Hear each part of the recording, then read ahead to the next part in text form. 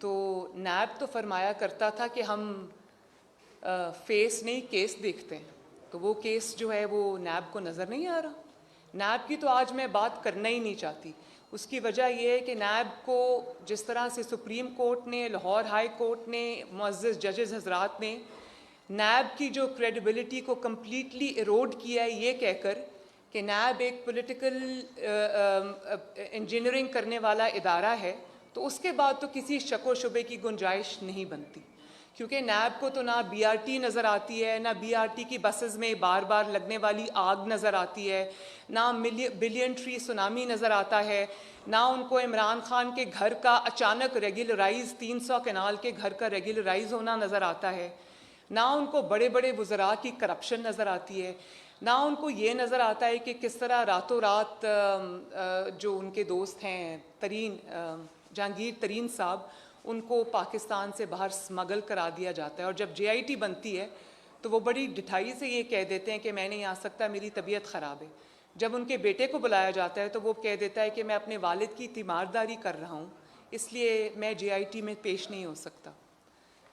तो बात तो ये है ना कि जब आसिम सलीम बाजवा साहब के असासे सामने आए, जब उनकी वाइफ जो कि घरेलू खातून थी, जब वो अचानक कहीं से असासे सारे उनके नाम आए, उनकी इन्वेस्टमेंट सामने आई, तो नैब को केस नज़र नहीं आया, इमरान खान को वो केस नज़र नहीं आया।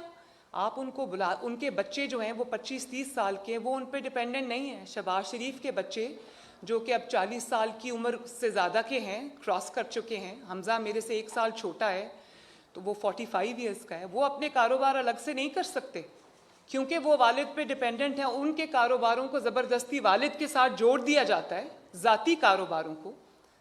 लेकिन आसिम सलीम बाजवा साहब के कारोबार किसी को नज़र नहीं आते, उनके वाइफ के नाम के जो असासे हैं वो किसी को नज़र नहीं आते, उनके बच्चे जो एक तनख्वाहदार मुलाजिम के बच्चे हैं, उनके इतने बड़े बड़े असासे किसी को नज़र नहीं आते। तो फिर तो हम ये सवाल पूछने में हक बजानिब हैं कि ये किस किस्म का इंसाफ है।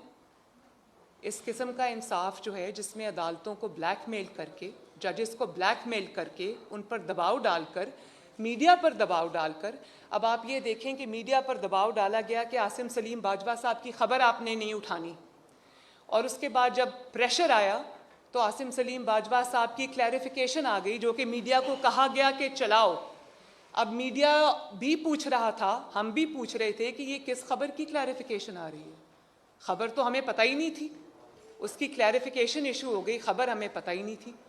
तो मीडिया को अगर आप इस तरह से दबाएंगे और इस तरह से अदालतों को आप ब्लैकमेल करेंगे, प्रेशराइज करेंगे, कहा जाता है ना कि मुस्लिम लीग नून इदारों के ख़िलाफ़ है या इदारों के ख़िलाफ़ बात करती है।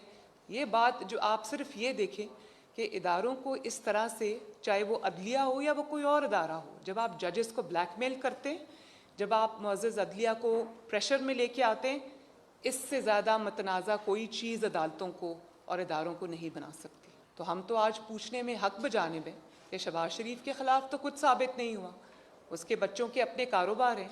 तो आपको जिन लोगों के ख़िलाफ़ सबूत सामने आ गए, और वो ऐसे सबूत है कि इंसान या तो कानों को हाथ लगाए या हैरान हो, वो किसी को नज़र नहीं आ रहे। कभी मौलाना फजलुर रहमान साहब को नोटिस भेज दिया जाता है, कभी शहबाज शरीफ साहब को गिरफ्तार कर लिया जाता है, लेकिन है किसी में इतनी हिम्मत कि आसिम सलीम बाजवा को नोटिस भेजे? तो ये है शहबाज शरीफ साहब की गिरफ्तारी की पूरी कहानी। शीन में से नून निकालने वाले और नून में से शीन निकालने वाले या मीम निकालने वाले, ये उनकी अपनी चीखें निकल गई हैं, क्योंकि नून में से शीन नहीं निकली, शीन में से नून नहीं निकलेगी, क्योंकि नून और शीन जो है वो यूं हैं और इंशाअल्लाह ताला हमेशा ऐसे ही रहेंगे। लोग जिनको अपने रिश्ते का पता नहीं है, जिनको रिश्तों की कदर नहीं है, जो कि रिश्तों के तकद्दुस को नहीं जानते, उन्होंने अपनी ज़िंदगी में ना कुछ ये कुछ देखा है, ना प्रैक्टिस किया है।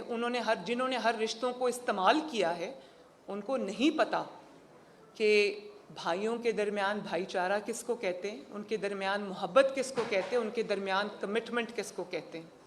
शहबाज शरीफ साहब ने, उनकी एक ज़ाती सोच है, 30 साल से है, 40 साल से है, वो इसी तरह की उनकी एक सोच है जिसमें वो समझते हैं कि मफामत की जो सियासत है वो शायद बेहतर है, लेकिन वो ये बात मियाँ साहब से भी करते हैं, पार्टी से भी करते हैं, हमारे दरमियान में भी करते हैं, लेकिन जब मियाँ साहब का फ़ैसला आ जाता है तो उसके आगे शहबाज शरीफ सबसे पहले इंसान हैं जो सरे तस्लीम खम करते हैं।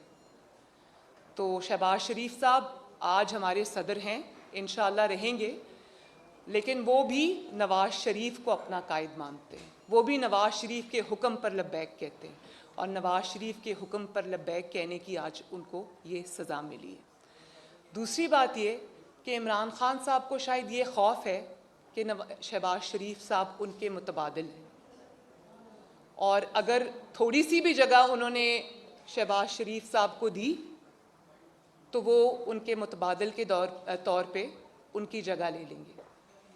तो ये खौफ तो अपनी जगह, जिसकी जो कमज़ोर विकेट पे खेल रहा हो, जो मुसल्लत शुदा हो, जिसको लाया गया हो, जिसको आवाम के 22 करोड़ आवाम के सरों पे मुसल्लत किया गया हो, जिसकी इतनी हैसियत ना हो कि गिलगित बल्तिस्तान की मीटिंग GHQ में चल रही है और वो साथ वाले कमरे में छुप के बैठा है, जिसके अंदर इतनी हिम्मत नहीं है, जो इतना बुज़दिल है कि हमज़ा शहबाज शरीफ को 13 महीने से इसलिए जेल में रखा हुआ है क्योंकि leader of the opposition Punjab है, और वो पंजाब के अंदर अपने MPs को कंट्रोल कर सकता है, उनके अंदर कोई तहरीक चला सकता है, इस खौफ से उसको रखा हुआ है, और शहबाज शरीफ को इस खौफ से जेल में डाल दिया।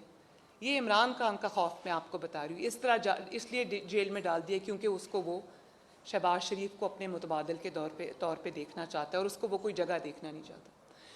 लेकिन बात यह है कि अवाम की नज़र में, स्पेशली पंजाब के अवाम की नज़र में, ओवरवेलमिंगली शहबाज शरीफ साहब सिर्फ मुतबादिल नहीं है, शहबाज शरीफ साहब पंजाब के अवाम की नज़र में इज़ दी ओनली चॉइस। तो इमरान खान के जब तक ये उसके पास बैसाखियाँ हैं, वो अपनी जो अल्लाह ताला की तरफ से उसकी रस्सी दराज है, जो उसको मोहलत मिली हुई है, उसको वो अपनी चालाकी ना समझे, और इदारे भी जो इमरान खान के साथ खड़े हैं, तो मेरा ये ख़्याल है कि इस चीज़ के ऊपर तवज्जो दी जानी चाहिए कि एक ऐसे शख्स को आपने कौम के सर पे मुसल्लत कर दिया है, जिसको जो ना सिर्फ तजर्बाकार है, बल्कि उसको हुकूमत चलाने का या कोई भी ऐसा करने का कोई उसके पास ना एक्सपीरियंस है, ना अकल है, ना फ़हम है, ना फरासत है। वो एक नादान दोस्त है जिसने मुल्क को आज इस दुराहे पे लाके खड़ा कर दिया। तो मेरा नहीं ख्याल कि इमरान खान से ज़्यादा इदारों को किसी ने बदनाम किया है, किसी ने उनको सियासत के लिए, अपने पेटी सियासी गेन के लिए इस्तेमाल किया है। तो ये अब सबको ये सोचना पड़ेगा कि मुस्लिम लीग नून जो है वो सिर्फ शहबाज शरीफ नहीं है। मुस्लिम लीग नून जो है वो 22 करोड़ अवाम की, करोड़ों अवाम की, जो पंजाब से बाहर की तर्जुमानी करती है। तो मुस्लिम लीग नून के वर्कर्स इस सब डेवलपमेंट्स पे नज़र रखे हुए हैं, अवाम इस पे नज़र रखे हुए हैं। अगर इमरान खान को इसी तरह सपोर्ट किया जाता रहा, मुल्क को इसी तरह अंधेरों में झोंका जाता रहा, तो ये फिर मुस्लिम लीग नून के हाथ से भी बात बाहर चली जाएगी। और जहाँ तक आखिरी बात अब मैं ये कर दूँ कि जहाँ तक APC का ताल्लुक़ है, APC के जो एजेंडा है उसका ताल्लुक़ है, उसकी इम्प्लीमेंटेशन का ताल्लुक़ है, तो आप चाहे शहबाज शरीफ को गिरफ़्तार करें, आप चाहे मरियम नवाज़ को गिरफ़्तार करें, चाहे आप ये मेरे साथ बैठे हुए मुस्लिम लीग नून के शेरों को गिरफ़्तार करें, ये तहरीक इंशाअल्लाह ताला अब रुकने वाली नहीं है। ये तहरीक चलेगी, ये तहरीक चलेगी, ये तहरीक इंशाअल्लाह ताला पूरे जज्बे के साथ चलेगी। और उसका मैं ये सुन रही हूँ कि आप आज इस्तीफ़े दे दें तो हम कल नए इलेक्शन करा लेंगे। ये सब मुझे समझ आ रही है कि ये आपका खौफ है जो बोल रहा है। आप ये इलेक्शन ना करा सकते हैं, ना इंशाअल्लाह ताला आपको इतनी मोहलत मिलेगी। इतनी सीट्स पे इलेक्शन कराना कोई आसान काम नहीं है, और अगर आप इलेक्शन कराएंगे तो मुस्लिम लीग नून मैदान में खड़ी होगी, मैदान में लड़ेगी। और गिलगित बल्तिस्तान में आप जो कर रहे हैं, रातों रात आपने जिस तरह से गिलगित बल्तिस्तान के इलेक्शन को इंजीनियर किया है, जिस तरह से आपने मुस्लिम लीग नून के जो वहाँ पर लोग हैं उनको तोड़ना शुरू किया है, जो प्री पोल रिगिंग आपने की है, और क्योंकि मुस्लिम लीग नून थी वहाँ पर, तो आपको इलेक्शंस को डिले करना पड़ा। ये जो कोरोना और ये सब है ना, ये सब बहाना है।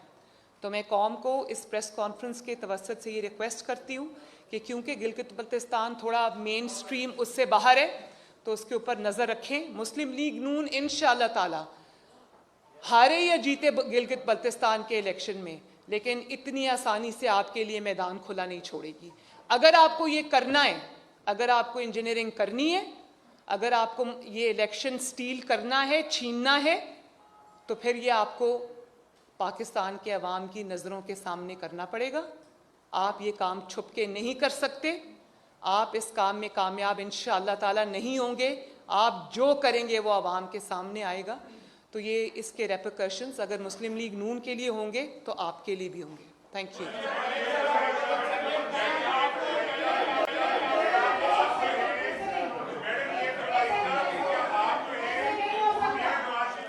एक सेकेंड देखिए, मैं वन बाय वन जी उस्मान बात कि आप ये बताएं कि आपने पहले भी तहरीक शुरू की, आपको गिरफ्तार कर लिया गया। नून लीग में अंदर से आवाजें आती थी कि ये कोई पार्टी है, एक शीन लीग एक नून लीग है। क्या आज अफसोस का मुकाम नहीं है कि ये आपकी पार्टी के लोग भी कहते थे? और दूसरा ये बताएं कि आप कब से अपनी तहरीक शुरू कर रहे हैं और असेंबली से इस्तीफे आप दे रहे हैं? बाकी पीपल्स पार्टी का अपना मौका हुआ, आपको क्या मौका? आपने तो 2-3 सवाल एक ही सवाल में कर दिए। अच्छा, लेकिन मैं एक बात आपको बताऊं, मुस्लिम लीग नून में बहुत तरह के ख़यालात के लोग हैं, इसमें कोई शक नहीं, और मैं झूठ नहीं बोलूँगी, बिल्कुल हैं। मियाँ साहब का और मेरा जो बयानिया है उसका बोझ उठाना हर किसी के बस की बात नहीं है। लेकिन एक चीज़ मैं अपने पूरे ईमान के साथ कह सकती हूँ, जो लोग यहाँ बैठे हैं मुस्लिम लीग नून के और जो यहाँ नहीं बैठे, सब दिल से मुस्लिम लीग नून नवाज शरीफ के बयानिए पे दिल से लब्बैक कहते हैं। और उसका सबूत ये है कि राना साहब को उन्होंने गिरफ्तार कर लिया मंशियात जैसे भोंडे केस के अंदर। ये मेरे भाई एहसन इकबाल साहब बैठे हैं, इनको एक लग़्व जो मतलब क्या कहना चाहिए कि वो इतना एक अजीब सा इल्ज़ाम था उसके ऊपर, ये जेल काट के आए हैं। लेकिन क्या मुस्लिम लीग नून को ये तोड़ सके? मुस्लिम लीग नून को अल्हम्दुलिल्लाह ये नहीं तोड़ सके। और ये अगर मुस्लिम लीग नून को अंडर ट्रिमेंडस प्रेशर, जुल्म और हथकंडों के बावजूद वन साइडेड अकाउंटेबिलिटी, जिसको अकाउंटेबिलिटी कहना अकाउंटेबिलिटी की तौहीन है, बच्चों, बीवियों, बेटियों, बहनों को घसीट कर, राना साहब की वाइफ किस तरह रुलती रही हैं सड़कों के ऊपर, शहबाज साहब की बेटी किस तरह से अदालत में जाती रही है, सरीना ईसा किस तरह रुलती रही है अदालतों के अंदर लाठी टेकते टेकते। तो बात ये नहीं है, बात ये है कि अगर इतने प्रेशर के बावजूद जो मुस्लिम लीग नून पर आया, मुस्लिम लीग नून में किसी ने आगे बढ़कर उसका दिफा किया, किसी ने चुप रहकर किया, किसी ने कभी किया कभी नहीं किया, लेकिन वो सब मुस्लिम लीग नून के साथ आज भी मुत्तहिद हैं और नवाज शरीफ को अपना लीडर नहीं बल्कि अपना इमाम मानते हैं। अच्छा, मैडम ये फरमाइएगा कि आसिम सलीम बाजवा साहब के हवाले से प्रेस कॉन्फ्रेंस अक्सर होती है, क्या उनके खिलाफ आप अदालत में भी जाएंगे? और दूसरा, क्या राब्ता हुआ है मियां नवाज शरीफ साहब से? अब एपीसी में मुस्लिम लीग नून को लीड कौन करेगा? मेरा राब्ता मियां साहब से दिन में 10 बार होता है और इंशाअल्लाह ताला इसको लीड मियां साहब खुद करेंगे। और ये भी मैं आपको बता दूं कि जब मियां साहब के ख़िलाफ़ ये out of the way appeal लगी इस्लामाबाद हाई कोर्ट में, तो मैं तभी समझ गई थी कि ये इसलिए लगी है कि ये प्रीएम्प्ट कर रहे हैं